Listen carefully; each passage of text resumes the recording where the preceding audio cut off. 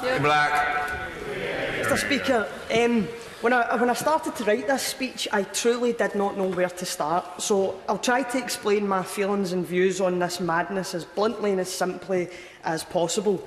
Now, since long before the ink had even dried on the text, the Prime Minister has been trying to create this narrative that it's a choice between her deal or no deal.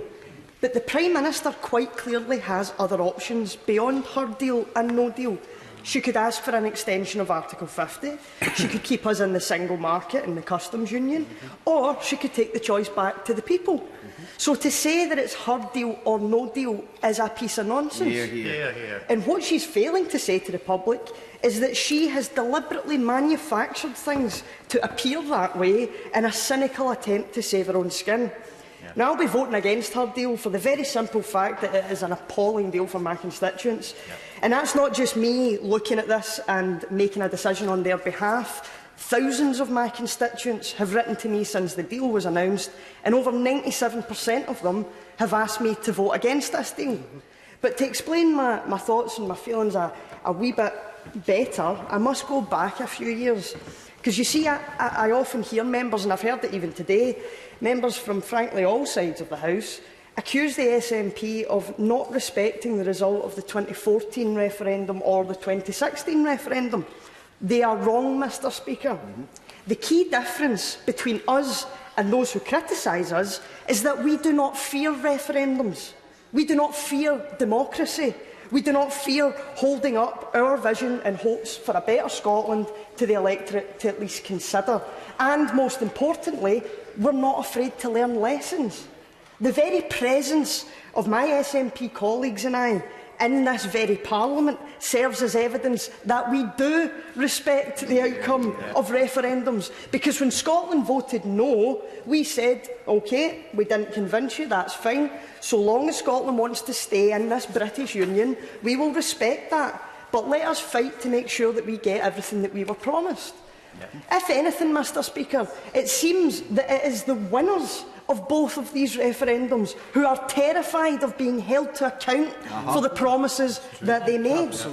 Now, as I mentioned earlier when I intervened on the Minister, I went to the House of Commons library and I managed to dig out this, actually the wonderful staff in the library dug out this HM Government booklet that was sent out during the Scottish referendum, which of course was a Tory coalition, as I was corrected, but Tory nonetheless.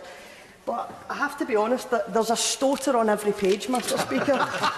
Page 1, all the advantages of the pound. That's the same pound that had an 18-month low.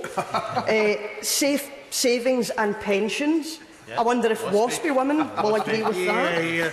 We had more support for public services, followed by an austerity agenda.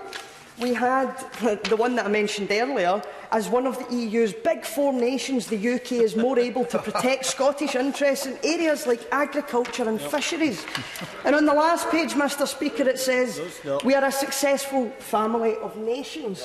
The exact quote... It looks like it, doesn't it? The exact quote is, together with England, Wales and Northern Ireland, Scotland has created one of the world's most successful families of nations. Now, that's a legitimate point of view, but it's one that doesn't hold up to scrutiny.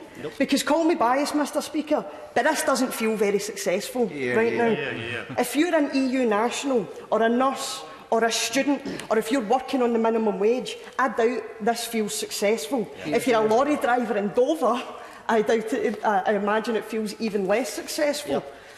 Now, I believe in independence for Scotland for democratic, logical and moral reasons.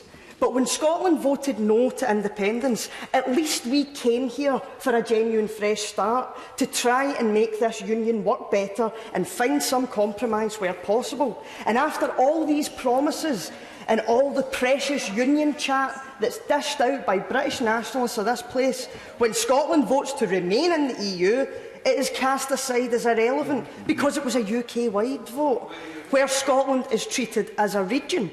The people of Scotland watched as our Scottish Government tried to make sensible suggestions and compromises with the UK Government with regards to Brexit, asking for continued Scottish membership of the single market and the customs union, and this wasn't even considered. So if unionist members truly believe that Scotland should be subject to an English and Welsh EU result, then they concede that we are not a family of nations, and that to Westminster, Scotland is no more than a province. Or they live up to their partnership of equals pattern, and they recognise that the second largest nation in this family of nations has outright rejected leaving the EU, and they show us the respect that we are due. Either way, this hypocritical doublespeak will not wash much longer in Scotland. And like most things on the government's plate these days, time is running out. And to be honest, who knows how much longer Scotland's going to stick about? Mark Pause.